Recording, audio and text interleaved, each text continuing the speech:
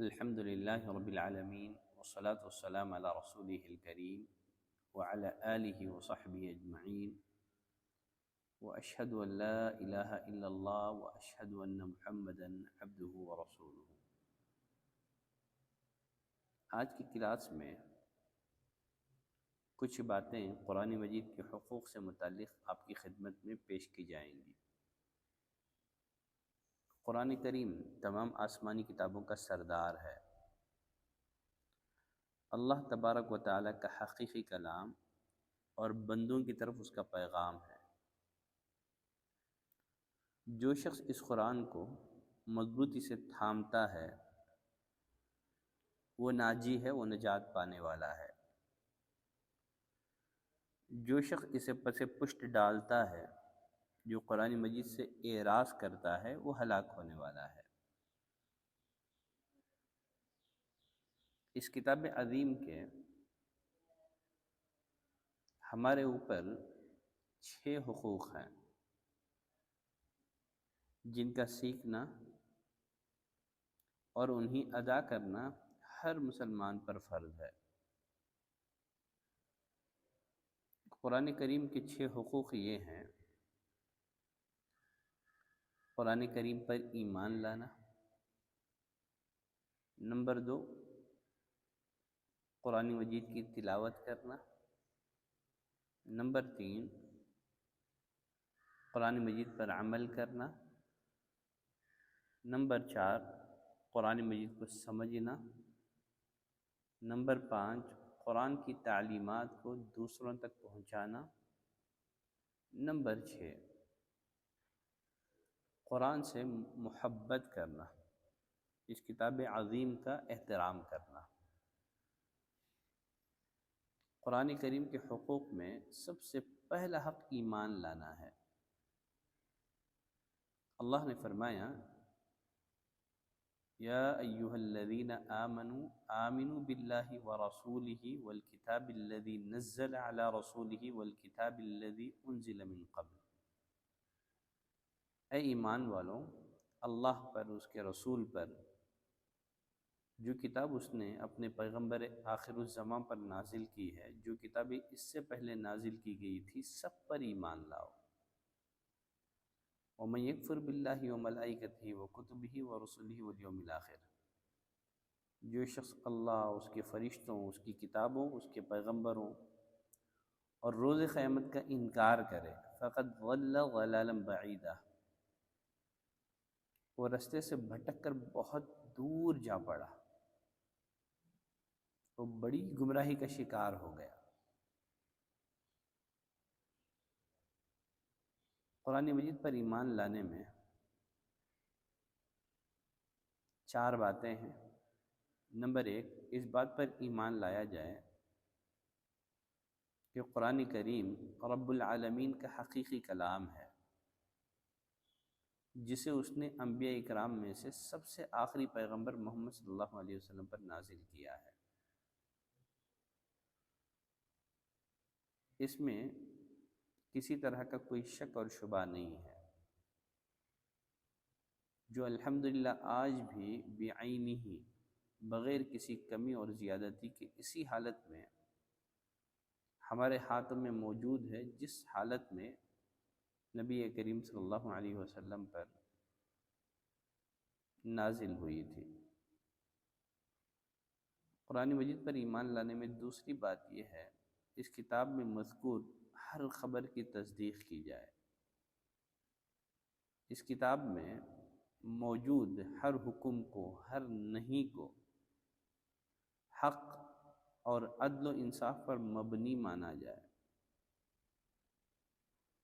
قرآن مجید پر ایمان لانے میں تیسری بات یہ ہے، اس کتاب میں جو چیز حلال ہے اسے حلال، جو چیز حرام ہے اسے حرام سمجھا جائے۔ قرآن مجید پر ایمان لانے میں چوتھی بات یہ ہے، اس بات پر ایمان لایا جائے کہ یہ کتاب قیامت تک کے لیے ہے۔ یہ کتاب قیامت تک آنے والے سارے انسانوں کے لیے کتاب ہدایت ہے۔ اب اسے کوئی کتاب یا کسی نبی کی تعلیم منسوخ نہیں کر سکتی۔ قرآن مجید کے حقوق میں سب سے پہلا حق یہ ہے اس پر ایمان لایا جائے، اس کے کلام الہی ہونے پر ایمان لایا جائے۔ قرآن مجید کے حقوق میں دوسرا حق تلاوت کرنا ہے۔ یہ اللہ کی کتاب پر ایمان لانے کا ایک اہم ترین تقاضا ہے۔ یہ وہ کتاب ہے جس کے ایک ایک حرف پر نبی کریم صلی اللہ علیہ وسلم نے 10 نیکیوں کی بشارت دی ہے۔ قرآن کریم میں الفاظ بھی اتنے ہی اہم ہیں جتنے اہم کے اس کے معانی ہیں۔ اگر کوئی آدمی قرآن مجید کو بغیر سمجھے طوطا اور مینا کی طرح پڑھے، انشاءاللہ تب بھی وہ اجر اور ثواب سے محروم نہیں رہے گا، لیکن صرف تلاوت پر اعتماد کر لینا، صرف تلاوت پر اکتفا کر لینا، گویا اپنے آپ کو ہدایت سے محروم کرنا ہے۔ تو دوسرا اہم ترین حق اس کتاب کی تلاوت کرنا ہے۔ نبی کریم صلی اللہ علیہ وسلم کو بھی باقاعدہ اس کتاب کی تلاوت کا حکم دیا گیا تھا۔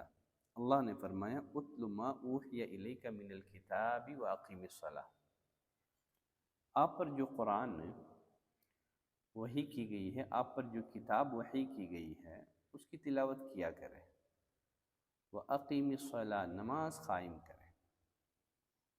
مزید اللہ تعالیٰ نے فرمایا الذین آتیناہم الکتاب یتلونہ حق تلاوتہ، جن لوگوں کو ہم نے کتاب عطا کی، جن لوگوں کو ہم نے کتاب عنایت کی، وہ اس کو ایسا پڑھتے ہیں جیسا اس کے پڑھنے کا حق ہے۔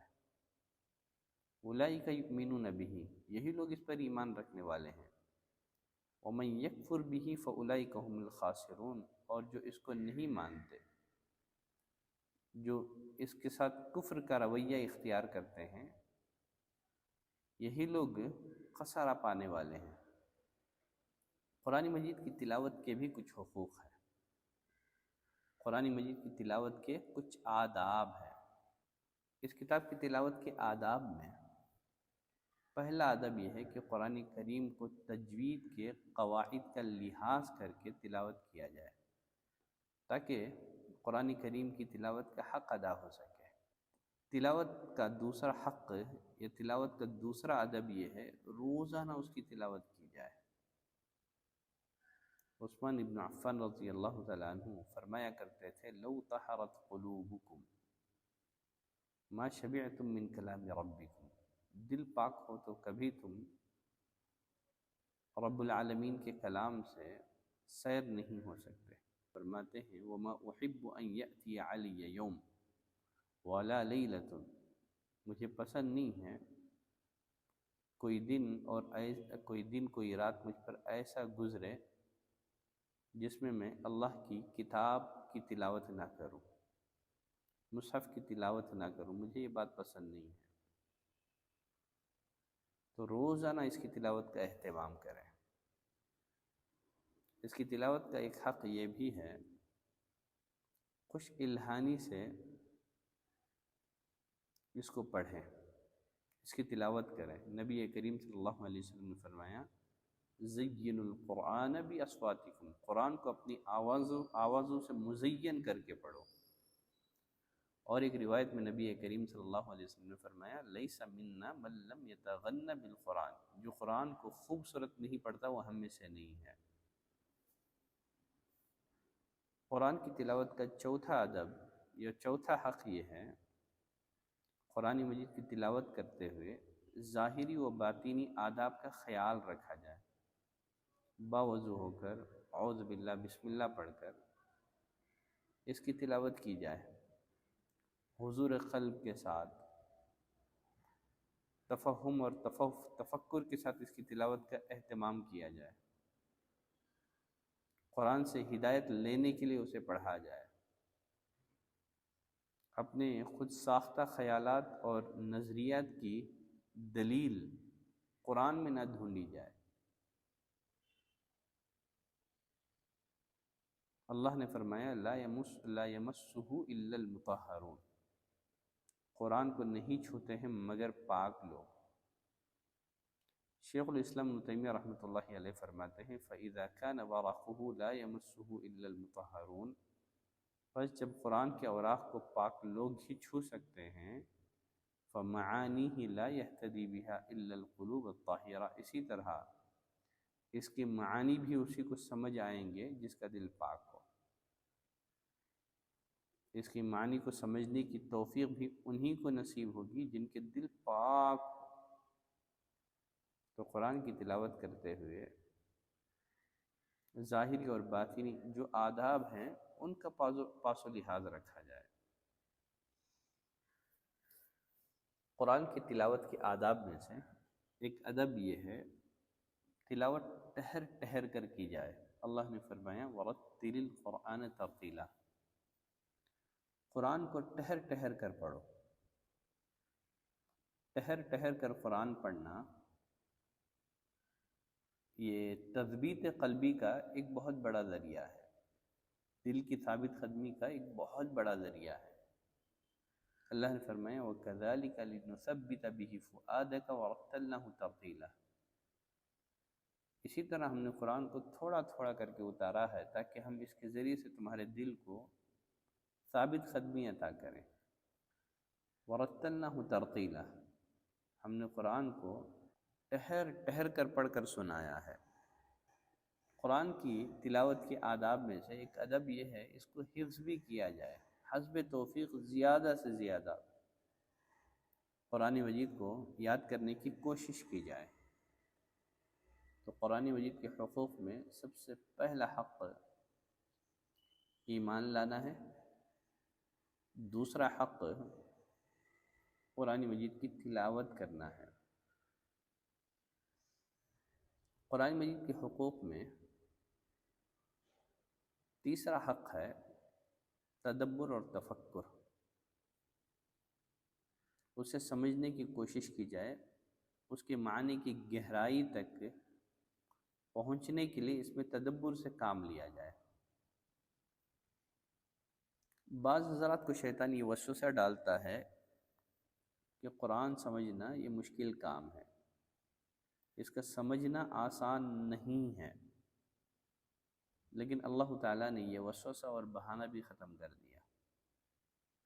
اللہ نے سورہ قمر میں فرمایا وَلَقَدْ يَسَّرْنَا الْقُرْآنَ لِلذِّكْرِ فَهَلْ مِن مُدَّكِرٍ، ہم نے قرآن نصیحت کے لیے آسان کر دیا ہے، کوئی ہے جو اس سے نصیحت حاصل کرے؟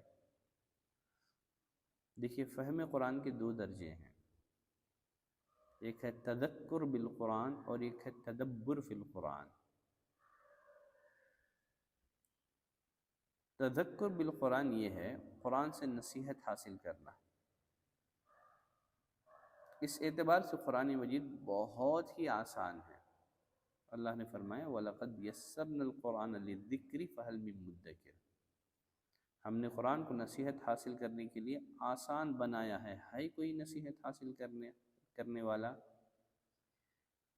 نصیحت اور عبرت کے لیے قرآن آسان ہے، ہر انسان قرآن سے تذکر حاصل کر سکتا ہے، نصیحت حاصل کر سکتا ہے۔ قرآن کو نازل کر کے اللہ تعالیٰ نے ہر انسان پر حجت قائم کر دی ہے۔ قرآن کریم نے اپنے مضامین عبرت اور نصیحت کو ایسا آسان کر کے بیان کیا ہے، جس طرح بڑے سے بڑا عالم، ماہر و فلسفی اور حکیم اس سے فائدہ اٹھاتا ہے، اسی طرح ہر آدمی اور جاہل جس کو علوم سے کوئی مناسبت نہ ہو وہ بھی عبرت اور نصیحت کے مضامین کو سمجھ کر اسے متاثر ہو سکتا ہے۔ تو فہم قرآن کے دو درجے ہیں، ایک ہے تذکر بالقرآن، قرآن سے نصیحت حاصل کرنا، تو نصیحت اور عبرت کے لیے قرآن بہت آسان ہے۔ فہم قرآن کا دوسرا درجہ ہے تدبر فی القرآن۔ تدبر فی القرآن یہ ہے کہ قرآن میں غور و خوض کیا جائے، اس کے معنی کی گہرائی تک پہنچنے کی کوشش کی جائے۔ قرآن مجید وہ سمندر ہے جس کی گہرائی کا کسی کو اندازہ نہیں ہے۔ اللہ نے فرمایا کتاب انزلناہ الیک مبارک لیدبروا آیاتہ ولیتذکر اولو الالباب۔ جو کتاب ہم نے نازل کی ہے یہ بڑی بابرکت کتاب ہے۔ کیوں نازل کی ہے؟ تاکہ لوگ اس کی آیتوں میں غور و فکر کریں۔ لیدبروا آیاتہ ولیتذکر اولو الالباب، تاکہ اہل عقل نصیحت پکڑے۔ اور ایک جگہ اللہ نے فرمایا افلا یتدبرون القرآن ام علی قلوبہم اقفالها، یہ لوگ قرآن میں غور و فکر کیوں نہیں کرتے ہیں؟ کیا ان کے دلوں پر تالے پڑے ہوئے ہیں جو انہیں اس میں تدبر اور تفکر سے روکتے ہیں؟ دیکھیے قرآن مجید میں اس درجے تدبر، جس سے تذکر حاصل ہو، جس سے نصیحت اور عبرت حاصل ہو، یہ ہر ایک سے مطلوب ہے اور ہر ایک کے لیے آسان ہے۔ بقیہ قرآن سے احکام استنباط کرنا یہ صرف علماء اور مجتہدین کا حصہ ہے۔ اللہ نے سورہ قمر کی آیت میں فرمایا وَلَقَدْ يَسَّرْنَا الْقُرْآنَ لِلذِّكْرِ فَهَلْ مِن مُّدَّكِرٍ، ہم نے قرآن کو نصیحت کے لیے آسان کر دیا ہے۔ اس آیت کریمہ میں یسرنا کے ساتھ للذکر کی قید لگا کر یہ بتا دیا گیا کہ قرآن کو حفظ کرنے اور اس کے مضامین سے عبرت اور نصیحت حاصل کرنے کی حد تک اس کو آسان کر دیا گیا ہے، جس سے ہر عالم و جاہل چھوٹا اور بڑا یکساں فائدہ اٹھا سکتا ہے۔ لیکن اس سے یہ لازم نہیں آتا کہ قرآن کریم سے مسائل اور احکام کا استنباط کرنا بھی ایسا ہی آسان ہے۔ قرآن مجید سے مسائل استنباط کرنا، قرآن مجید سے احکام نکالنا ایک مستقل اور مشکل فن ہے، جس میں عمریں صرف کرنے والے علماء راسخین ہی کو حصہ ملتا ہے۔ یہ ہر ایک کا میدان نہیں ہے۔ تذکر بالقرآن، قرآن سے عبرت اور نصیحت ہر کوئی حاصل کر سکتا ہے، لیکن تدبر بالقرآن، قرآن کریم سے مسائل کا استنباط، یہ ہر ایک کے بس کی بات نہیں ہے۔ اس سے ان لوگوں کی غلطی بھی واضح ہوتی ہے جو قرآن مجید کی اس آیت کریمہ کا سہارا لے کر کہ ہم نے قرآن کو نصیحت حاصل کرنے کے لیے آسان بنا دیا ہے، اس جملے کا سہارا لے کر قرآن کریم کی مکمل تعلیم، اس کے اصول اور قواعد حاصل کیے بغیر مجتہد بننا، رائے سے احکام اور مسائل کا استنباط کرنا چاہتے ہیں، یقیناً وہ گمراہی کا راستہ ہے۔ صاحب معارف القرآن وہ لکھتے ہیں قرآن کا مطالبہ ہر انسان سے یہ ہے کہ اس کے معنی اور مفاہیم میں غور و فکر کرے، لہٰذا یہ سمجھنا کہ قرآن میں تدبر کرنا صرف اماموں اور مجتہدوں کے لیے ہی ہے تو صحیح نہیں ہے۔ البتہ تدبر اور تفکر کے درجات ہیں جو علم اور فہم کے درجات کی طرح مختلف ہیں۔ آگے فرماتے ہیں ائمہ مجتہدین کا تفکر ایک ایک آیت سے ہزاروں مسائل نکالے گا، عام علماء کا تفکر ان مسائل کے سمجھنے کی حد تک ہے۔ عوام اگر قرآن مجید کا ترجمہ اور تفسیر اپنی زبان میں پڑھ کر تدبر کریں تو اس سے اللہ کی عظمت، محبت، آخرت کی فکر پیدا ہوگی، جو کلید کامیابی ہے، جو بنیادی کامیابی ہے۔ اور آگے ایک بہترین بات فرماتے ہیں البتہ عوام کے لیے غلط فہمیوں اور مغالطوں سے بچنے کے لیے ضروری ہے کہ کسی عالم سے قرآن کو سبقاً پڑھے، یہ نہ ہو سکے تو کوئی مستند اور معتبر تفسیر کا مطالعہ کرے، جہاں کہیں شبہ پیش آئے اپنی رائے سے فیصلہ نہ کریں بلکہ ماہر علماء سے رجوع کریں۔ تو قرآن مجید کے حقوق میں تیسرا حق یہ ہے کہ قرآن مجید میں تفکر کیا جائے، تدبر کیا جائے۔ قرآن میں تدبر، کرنا اس درجے کے اس سے نصیحت اور عبرت حاصل ہو، یہ ہر ایک سے مطلوب ہے، ہر ایک کو کرنا ہی چاہیے۔ اس لیے کہ قرآن مجید کتاب ہدایت ہے۔ ہدایت اسی صورت میں حاصل ہوگی جب قرآن مجید میں غور و فکر کیا جائے۔ علامہ ابن القیم رحمۃ اللہ علیہ فرماتے ہیں فَتَدَبَّرْ بِالْقُرْآنِ إِن رُمْتَ الْهُدَى، ہدایت چاہتے ہو تو قرآن مجید میں غور و فکر کرو۔ فَإِنَّ الْعِلْمَ تَحْتَ تَدَبُّرِ الْقُرْآنِ، اس لیے کہ حقیقی علم قرآن مجید میں غور و فکر کرنے سے، قرآن مجید میں تدبر کرنے سے حاصل ہوتا ہے۔ قرآن مجید کے حقوق میں چوتھا حق یہ ہے، اس میں جو احکام ہیں ان کے مطابق عمل کیا جائے۔ یقیناً قرآن کریم کے نزول کا اولین مقصد بھی یہی ہے کہ لوگ اس کے احکام پر عمل کریں۔ قرآن مجید نہ تو جادو منتر کی کتاب ہے، نہ ہی محض حصول برکت اور ثواب کی کتاب ہے کہ دکان اور مکان میں برکت کے لیے یا مردے بخشوانے کے لیے اس کی تلاوت کی جائے، بلکہ یہ ہدی للناس ہے۔ اس کا مقصد نزول ہدایت کو حاصل کرنا ہے، اسے اپنی زندگیوں کا لائحہ عمل بنانا ہے۔ تو قرآن کتاب عمل ہے۔ اللہ نے فرمایا وَهَذَا كِتَابٌ أَنزَلْنَاهُ مُبَارَكٌ فَاتَّبِعُوهُ، یہ قرآن بڑی بابرکت کتاب ہے، ہم نے نازل کی ہے، فَاتَّبِعُوهُ، بس تم اس کی اتباع کرو۔ اور ایک جگہ فرمایا اتَّبِعُوا مَا أُنزِلَ إِلَيْكُم مِّن رَّبِّكُم، جو کچھ تمہارے رب کی جانب سے تمہاری طرف نازل کیا گیا ہے اس کی اتباع کرو۔ قرآن کریم کی تعلیمات سے روگردانی کرنا، قرآن مجید کی تعلیمات سے اعراض کرنا دنیا اور آخرت میں انتہائی خطرناک ہوگا۔ اللہ نے فرمایا وَمَنْ أَعْرَضَ عَنْ ذِكْرِي فَإِنَّ لَهُ مَعِيشَةً ضَنْكَ، جو میری نصیحت سے منہ موڑے اس کو بڑی تنگ زندگی ملے گی۔ فَإِنَّ لَهُ مَعِيشَةً ضَنْكَ، آگے اللہ نے فرمایا وَنَحْشُرُهُ يَوْمَ الْقِيَامَةِ أَعْمَى، قیامت کے دن ہم اسے اندھا کر کے اٹھائیں گے۔ وہ کہے گا اے میرے رب لِمَ حَشَرْتَنِي أَعْمَى، تو نے مجھے اندھا کر کے کیوں اٹھایا، وَقَدْ كُنْتُ بَصِيرًا، حالانکہ میں آنکھوں والا تھا۔ تو جواب ملے گا أَتَتْكَ آيَاتُنَا، اسی طرح ہماری آیتیں تیرے پاس آئی تھی، فَنَسِيتَهَا، تو نے انہیں بھلا دیا، وَكَذَلِكَ الْيَوْمَ تُنْسَى، اور آج اسی طرح بھلا دیا جائے گا۔ وَمَنْ أَعْرَضَ عَنْ ذِكْرِي، جو میری نصیحت سے منہ موڑے گا۔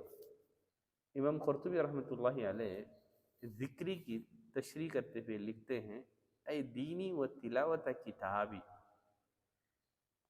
جس نے میرے ذکر سے اعراض کیا یعنی میرے دین سے اعراض کیا، میری کتاب کی تلاوت سے اعراض کیا، والعمل بما فیہ، اس میں موجودہ احکام پر عمل کرنے سے اعراض کیا، فإن له معیشۃ ضنکا، اس کو بڑی تنگ زندگی ملے گی۔ زید بن ارقم رضی اللہ تعالیٰ عنہ کی روایت میں نبی کریم صلی اللہ علیہ وسلم نے فرمایا کتاب اللہ عز وجل هو حبل اللہ،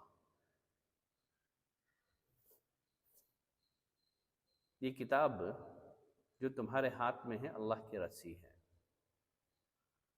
من اتبعہ کان علی الہدی، جس نے اس کی اتباع کی وہ ہدایت پر گامزن رہا، وہ ہدایت پر ہے وہ۔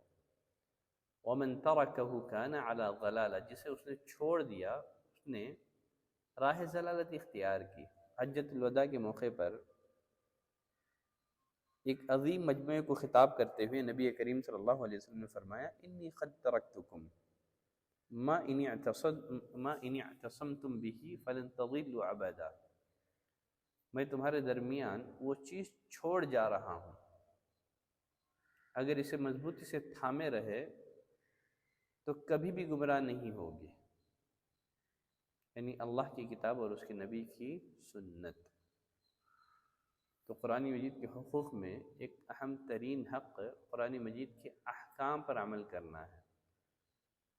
صحابہ اکرام کی حالت یہ تھی، قرآن کریم کا جتنا حصہ بھی پڑھتے تھے اس پر فوراً عمل شروع کر دیتے تھے۔ امام عبد الرحمن السلمی تابعی، مشہور تابعی، فرماتے ہیں صحابہ اکرام میں سے جو صحابہ قرآن کریم کی تعلیم ہمیں دیا کرتے تھے، مثلا عثمان رضی اللہ تعالیٰ عنہ اور عبداللہ ابن مسعود وغیرہ، انہوں نے ہمیں بتایا کہ وہ جب آپ صلی اللہ علیہ وسلم سے 10 آیتیں سیکھتے تو اس وقت تک آگے نہیں بڑھتے تھے جب تک ان آیتوں کے تمام علمی و عملی باتوں کا علم حاصل نہ کریں۔ ہم نے قرآن اور عمل دونوں کو ایک ساتھ سیکھا۔ قرآن کریم کے حقوق میں 5واں حق یہ ہے کہ اس کی تبلیغ کی جائے، دوسروں تک اسے پہنچایا جائے۔ قرآن حکیم خود اپنے مقصد نزول کی وضاحت ان الفاظ میں کرتا ہے، ھذا بلاغ للناس، یہ قرآن پہنچا دینا ہے لوگوں کے لیے، وَلِيُنذَرُوا بِهِ، تاکہ وہ اس کے ذریعے سے خبردار کر دیے جائے۔ پہنچانے کے لیے قرآن کریم کی اصل اصطلاح تبلیغ ہی ہے۔ تبلیغ کے بہت سارے پہلو ہیں، تعلیم بھی تبلیغ ہی کا ایک شعبہ ہے۔ نبی کریم صلی اللہ علیہ وسلم نے فرمایا، خیرکم من تعلم القرآن وعلمہ، تم میں بہترین وہ شخص ہے جو قرآن سیکھے اور سکھائے۔ تبلیغ کا ایک اعلیٰ درجہ ہے جسے تبیین کہا جاتا ہے۔ تبیین کا مطلب یہ ہے کہ قرآن کو صرف پہنچانے پر اکتفا نہ کیا جائے، بلکہ اس کی پوری وضاحت کر دی جائے لوگوں کے سامنے، تاکہ قرآن کا نور ہدایت لوگوں کی نگاہوں کے سامنے روشن ہو جائے۔ اللہ نے فرمایا، وَأَنزَلْنَا إِلَيْكَ الذِّكْرَ لِتُبَيِّنَ لِلنَّاسِ مَا نُزِّلَ إِلَيْهِمْ، اے نبی ہم نے آپ پر ذکر اتارا ہے، یاد دہانی نازل کی ہے، تاکہ تو واضح کر دے لوگوں کے سامنے جو کچھ اترا ہے ان کے لیے۔ تبلیغ کی ذمہ داری سب سے پہلے نبی کریم صلی اللہ علیہ وسلم پر عائد کی گئی تھی کہ آپ قرآن دوسروں تک پہنچا دیں۔ اللہ نے فرمایا، یا ایھا الرسول بلغ ما انزل الیک من ربک، اے رسول جو تجھ پر تیرے رب کی طرف سے اترا ہے اسے پہنچا دے۔ وَإِن لَمْ تَفْعَلْ فَمَا بَلَّغْتَ رِسَالَتَهُ، اگر تو نے ایسا نہ کیا تو اس کی رسالت کا حق ادا نہ کیا۔ اس آیت کے نازل ہونے کے بعد نبی کریم صلی اللہ علیہ وسلم نے دن رات قرآن کی تبلیغ فرمائی،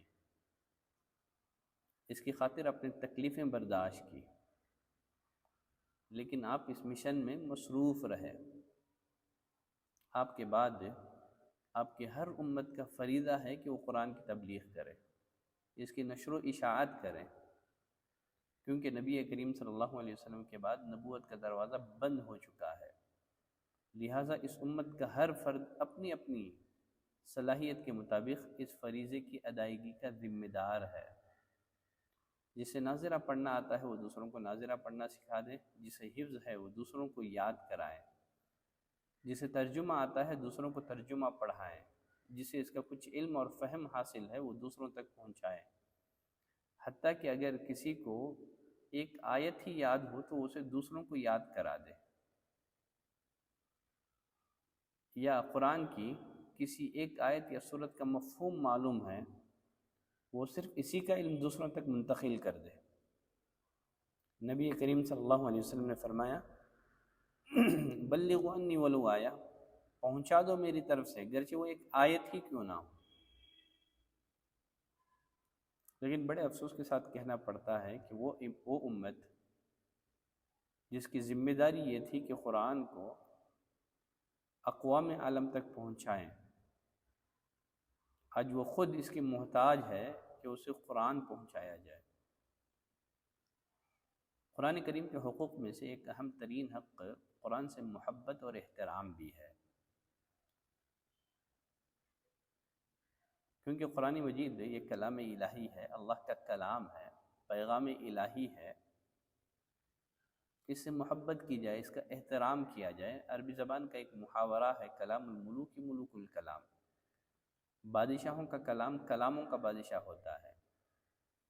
قرآن کریم تو احکم الحاکمین رب العالمین کا کلام ہے، ہمیں اس کا کتنا پاس و لحاظ رکھنا چاہیے، اس سے کتنی محبت ہمارے دلوں میں ہونی چاہیے۔ تو قرآن سے محبت کریں، اس کا احترام کریں، ظاہری اور باطنی احترام۔ تو غرض یہ قرآن کریم کے 6 حقوق ہیں، لیکن ہمارے معاشرے میں عام طور پر جو قرآن کریم کے حقوق سمجھے جاتے ہیں وہ کیا ہیں؟ قرآن کریم کو ریشمی جزدان میں رکھا جائے، جہیز میں دیا جائے،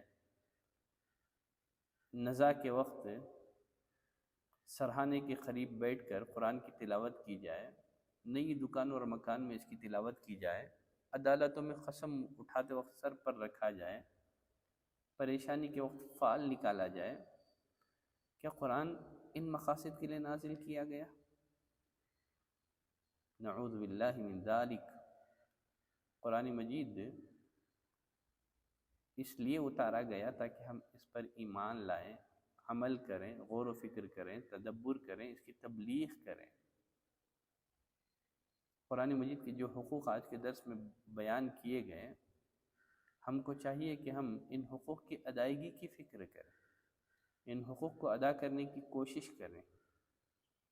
اگر ہم قرآن کریم کے ان حقوق کو ادا کریں گے تو اللہ تعالیٰ دنیا میں بھی ہمیں عزت دے گا، سربلندی عطا کرے گا، آخرت میں کامیابی اور کامرانی سے ہمکنار کرے گا۔ عمر بن الخطاب رضی اللہ تعالیٰ عنہ کی روایت ہے، نبی کریم صلی اللہ علیہ وسلم نے فرمایا، ان اللہ یرفع بہذا الکتاب اقواما ویضع بہ آخرین۔ اللہ تعالیٰ اس کتاب کے ذریعے سے بہت سی قوموں کو بلند کرتا ہے اور اس کے ذریعے سے بہت سوں کو گرا بھی دیتا ہے۔ جب قیامت قائم ہوگی، نبی کریم صلی اللہ علیہ وسلم جن کی شفاعت کی ہم لوگ امید رکھتے ہیں، قیامت کے دن اللہ کے دربار میں کہیں گے، اے میرے رب، میرے قوم نے قرآن کو نظر انداز کر دیا۔ وقال الرسول یا ربی ان قوم اتخذوا هذا القرآن مہجورا۔ قرآن کو چھوڑنے میں یہ بات شامل ہے کہ قرآن کے جملہ حقوق ادا نہ کیے جائیں۔ قرآن کے حقوق ادا نہ کرنا قرآن کریم کو نظر انداز کر دینا ہے۔ جب تک مسلمانوں کا قرآن مجید سے تعلق مضبوط رہا، جب تک مسلمانوں نے حقیقی معنوں میں قرآن کو اپنا ہادی اور رہنما سمجھا، دنیا میں سر بلند رہے، غالب رہے۔ لیکن جیسے جیسے وہ کتاب اللہ سے بے پرواہ ہوتے چلے گئے، بے تعلق ہوتے چلے گئے، ویسے ویسے وہ مغلوب ہو گئے۔ زوال کے سائے ان پر گہرے ہوتے چلے گئے۔ سب سے پہلے ان کے عقائد خراب ہوئے، پھر اعمال بگڑ گئے، پھر سنت کی جگہ بدعت نے لے لی، پھر ان کا اتحاد پارا پارا ہو گیا، پھر وہ آہستہ آہستہ بے شمار فرقوں میں اور جماعتوں میں تقسیم ہوتے چلے گئے۔ علامہ اقبال نے کہا تھا، وہ معزز تھے زمانے میں مسلمان ہو کر، اور تم خوار ہوئے تاریک خراں ہو کر۔ اللہ سے دعا کرتے ہیں کہ اللہ ہمیں قرآن کے ان حقوق کو ادا کرنے کی توفیق عطا فرما۔ صلی اللہ علی نبینا محمد وعلی آلہ وصحبہ وسلم تسلیما کثیرا۔ سبحانک اللہم وبحمدک، اشہد ان لا الہ الا انت، استغفرک واتوب الیک۔